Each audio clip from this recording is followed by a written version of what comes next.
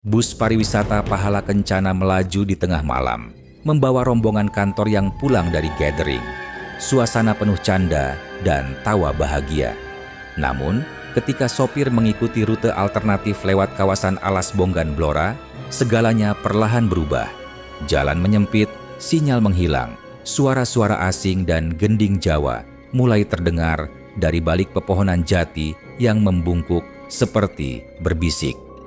GPS mengarahkan mereka ke desa dalam hutan, tempat yang tak tercatat di peta manapun. Apa yang menanti di ujung jalan? Apakah hutan itu sekadar rute alternatif atau sebuah undangan?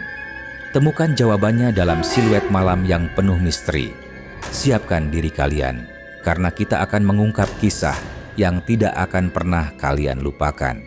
Jangan lupa subscribe, like, dan share video ini ke teman-teman kalian agar mereka juga bisa merasakan misteri yang sama. Tinggalkan komentar di bawah jika kalian punya pendapat dan cerita horor seram untuk dibagikan.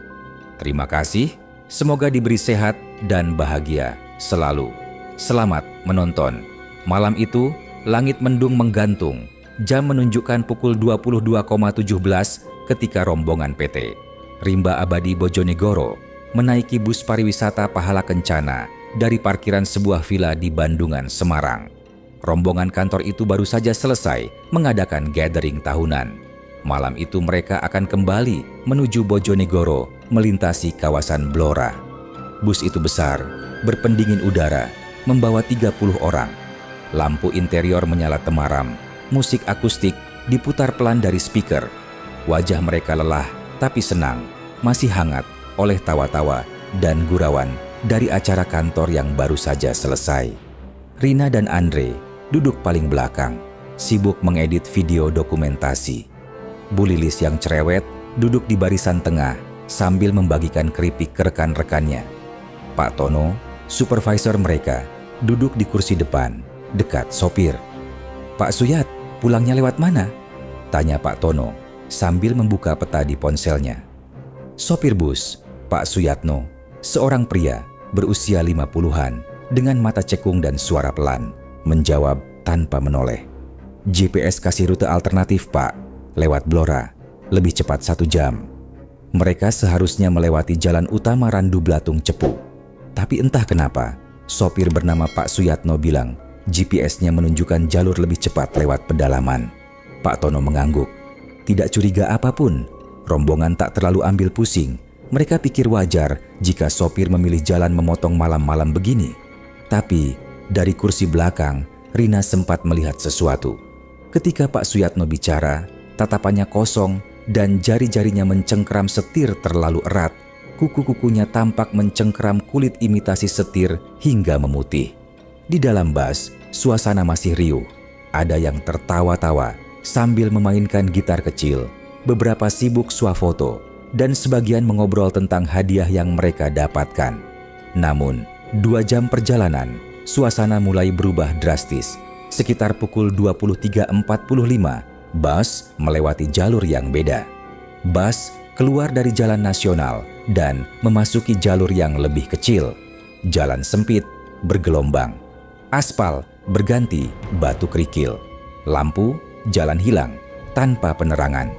Di luar jendela, yang tadinya sawah dan permukiman berubah jadi rimbunan pohon jati tinggi. Pepohonan mulai merapat di sisi kiri kanan jalan, menyentuh jendela dengan ranting-ranting kering seperti kuku. Di depan, Pak Suyatno mulai gelisah.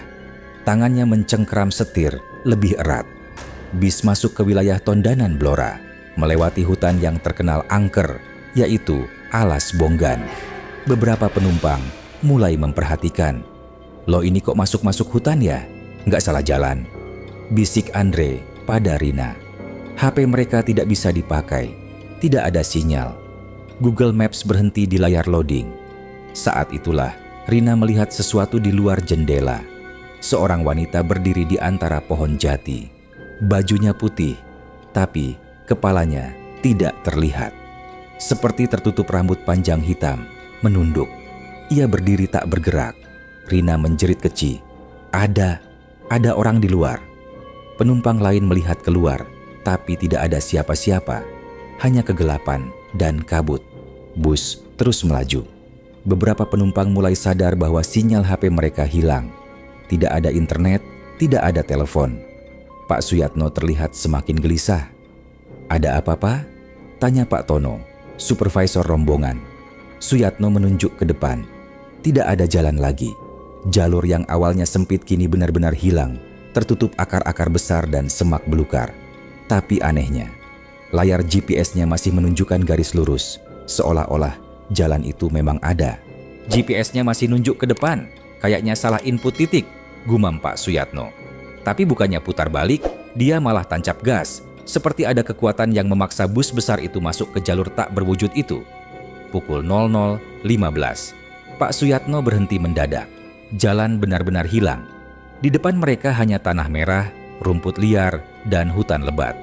Pak Tono bangkit dan berseru, "Pak Suyat, ini bukan jalan, balik aja." Pak Suyatno tetap diam. Matanya tidak berkedip, tubuhnya seperti membatu. "Pak Suyat!" teriak Bu Lilis dari belakang. Tapi lelaki itu hanya tertegun, matanya kosong. Tiba-tiba, layar GPS menyala terang dengan satu kata dalam huruf besar, "Lanjutkan." Mesin bus menyala sendiri. Bas bergerak, setir berputar dengan sendirinya. Semua menjerit. Rina memukul jendela. Andre mencoba membuka pintu. Tapi semuanya terkunci. Bus meluncur masuk ke hutan, ke arah jalan yang tidak ada di peta, tidak ada di dunia nyata. Jalan buatan makhluk lain. Di luar, kabut semakin tebal. Cahaya lampu menyinari pepohonan tua yang menunduk seperti menyambut mereka. Dan di antara pepohonan, kini jelas terlihat sosok-sosok tinggi kurus, berkulit kelabu, berdiri diam, menatap bus dengan mata merah menyala. Bus terus melaju, seperti dikendalikan oleh sesuatu yang bukan manusia. Setiap gerakan setir terasa seperti didorong tangan tak kasat mata. Mesin menggeram rendah, seolah menolak, tapi tidak bisa melawan kehendak yang lebih kuat. Penumpang di dalam semakin panik. Beberapa berdoa keras, sebagian hanya bisa menatap keluar jendela dengan wajah pucat pasi. Di luar, pohon-pohon seperti membentuk terowongan, dahan dan daun saling mengait, menciptakan bayangan aneh yang bergoyang, seperti tubuh menari di kegelapan. Tak ada suara binatang, tak ada angin, hanya suara ban melindas tanah basah, dan suara-suara aneh seperti bisikan. "Tunggu, mereka datang. Sudah lama tidak ada yang masuk." Rina menutup telinganya. "Kalian dengar enggak? Ada suara." Andre menggenggam tangannya. "Tenang, tenang, ini pasti mimpi." Tapi tidak ada yang terbangun. Tiba-tiba, jalan terbuka ke dataran kecil. Di tengah hutan itu, berdiri sebuah desa tua, seolah muncul dari masa lalu. Rumah-rumah kayu reot berjajar, atapnya terbuat dari ijuk dan dedaunan kering. Lampu minyak menyala di beberapa sudut, menyebar cahaya kekuningan yang justru membuat semuanya terlihat lebih menyeramkan. Bus berhenti sendiri. Bus itu berhenti mendadak di tengah hutan, tanpa aba-aba. Seluruh lampu mati, mesin mengerang sekali, lalu diam. Di luar, hanya suara hutan yang ganjil, sunyi yang terlalu total. Tak ada jangkrik, tak ada angin. Seolah seluruh dunia menahan napas. Pak Tono buru-buru berdiri dan menuju Pak Suyatno. "Pak, kenapa berhenti?" tanyanya dengan suara tertahan. Pak Suyatno diam, tangannya gemetar, tatapannya kosong ke depan. Layar GPS di dashboardnya kini hanya menunjukkan satu titik merah, tanpa jalan, tanpa arah. Di bawahnya tertulis, "Anda telah sampai." Tiba-tiba, seluruh jendela bus diliputi kabut tebal. Dari luar, muncul kilatan cahaya samar, seperti lampu-lampu lentera yang berjalan perlahan atau menari. Lalu, dari balik rumah-rumah tua itu, muncul makhluk-makhluk aneh. Tinggi, kurus, wajahnya hitam legam, bermata putih menyala, mulutnya lebar sampai ke telinga. Mereka mengenakan pakaian adat Jawa, seperti penari wayang orang, tapi warnanya kusam dan berdarah. Makhluk-makhluk itu tidak berjalan. Mereka melayang, perlahan menghampiri bus. Penumpang mulai berteriak. Beberapa mencoba memaksa pintu terbuka. Bu Lilis pingsan. seseorang menjerit dari kursi belakang. "Ada yang ngetok jendela!" teriak Rina. Semua mata menoleh ke kaca kiri. Betul, jejak tangan basah tertinggal di luar kaca. Tapi tidak ada siapa-siapa. Hanya kabut dan siluet pohon-pohon yang makin rapat. Bayangan di luar seperti bergerak. Pintu bus tiba-tiba terbuka sendiri. Angin dingin masuk, membawa bau anyir. Pak Suyatno berdiri pelan-pelan. Dia melangkah keluar begitu saja, tanpa alas kaki. "Jangan, Pak, jangan keluar!" teriak Pak Tono. Tapi terlambat. Dalam sekejap, tubuh Pak Suyatno hilang ditelan kabut. Beberapa detik hening. Lalu, suara aneh terdengar dari kejauhan, seperti teriakan yang diputar terbalik. Suasana menjadi kacau. Beberapa penumpang mencoba membuka jendela untuk kabur. Tapi, begitu kaki mereka menyentuh tanah, rasa panas menyengat menyebar ke sekujur tubuh, seperti disengat listrik. Rina jatuh terguling, dan kulit di lengannya terbakar ringan, seperti melepuh, padahal hanya tanah biasa. Andre menariknya kembali ke dalam. "Ini bukan hutan biasa," gumamnya. Jam terus berjalan. Malam terasa panjang. Tak ada sinyal, tak ada GPS, bahkan kompas digital tak bergerak. Beberapa mencoba menyusuri hutan beramai-ramai, berharap bisa tembus ke jalan besar. Teriakan, tangisan, dan rasa lapar mulai muncul. Satu persatu mulai terluka karena tersandung akar, digores ranting, atau menabrak sesuatu yang tak terlihat. Tapi mereka selalu kembali ke titik yang sama, tempat bus mogok. Seolah hutan itu melingkar, seperti labirin gaib. Akhirnya, mereka masuk kembali ke dalam bus dalam kondisi terluka. Malam terasa tak berujung. Semua seperti dihukum untuk tetap terjaga. Suara musik mengalun perlahan dari arah tengah desa, di mana tampak pendopo besar berdiri. Gamelan tanpa sumber. Tidak ada penabuh, tapi suara itu hidup. Sepanjang malam, terdengar suara lagam Jawa, lalu sebuah gendang dipukul sekali. Dug, dan diikuti denting gamelan halus dari arah dalam hutan. Tidak keras, tapi cukup untuk membuat bulu kuduk meremang. Ting, ting, ting, ting, ting, ting. Suasana hening. Beberapa penumpang tertidur dalam posisi duduk, saling bersandar. Lainnya terduduk dalam kebingungan. Wajah-wajah mereka kelelahan dan ketakutan. Sebagian luka-luka ringan, sebagian masih linglung. Bus tetap mogok dengan pintu terbuka. Matahari akhirnya muncul dari balik kabut pagi. Tapi sinarnya pucat, tertutup embun yang menggantung seperti tirai di antara pepohonan. Jam menunjukkan pukul 6.08 pagi. Tiba-tiba terdengar suara langkah, berat dan pelan. Lalu suara orang batuk. Seorang pria tua mengenakan caping dan memanggul ikatan kayu di punggung, berdiri beberapa meter dari bus.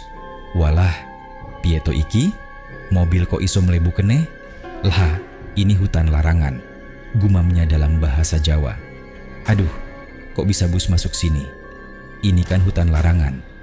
Pria itu bernama Mbah Jarwo, warga desa yang rutin mencari kayu bakar. Ia langsung berlari kembali ke kampungnya, membawa kabar aneh. Ada bus besar terjebak di tengah hutan dengan rombongan orang yang lelah, kotor, dan ketakutan. Beberapa jam kemudian, warga dan aparat datang membawa tandu, makanan, dan alat derek. Saat ditarik keluar, bus baru bisa bergerak setelah matahari tepat di atas kepala. Anehnya, warga dan rombongan tidak melihat adanya jejak ban maupun bekas semak yang dilindas bus tersebut. Bahkan, badan bus pun tidak ada bekas gesekan dengan ranting pohon. Ketika rombongan sudah keluar dari kawasan itu, kabut langsung menghilang dan GPS kembali normal. Setibanya di kantor polisi, ketika semua ditanyai tentang rutenya, Pak Tono menunjukkan tangkapan layar GPS yang sempat difoto. Tapi, foto itu hanya menampilkan warna hitam penuh dengan satu garis merah menyala, membentuk simbol seperti mata. Pak Suyatno tak pernah ditemukan, seperti ditelan hutan. Sejak hari itu, mereka akan berpikir panjang untuk melewati kawasan hutan Blora. Terlebih jika harus melewati alas bonggan, tempat di mana bayangan tampak lebih gelap dari seharusnya. Bahkan di siang bolong pun, bayang-bayang pepohonan terasa terlalu panjang, terlalu hidup. Alas bonggan bukan lagi sekadar nama di peta. Ia menjadi bisikan ketakutan di tiap cerita penduduk, karena mereka tahu di balik kabut dan diamnya pepohonan ada sesuatu yang bersembunyi, sesuatu yang tak terlihat tapi selalu menunggu. Dan sekali kau masuk terlalu dalam, belum tentu kau bisa keluar.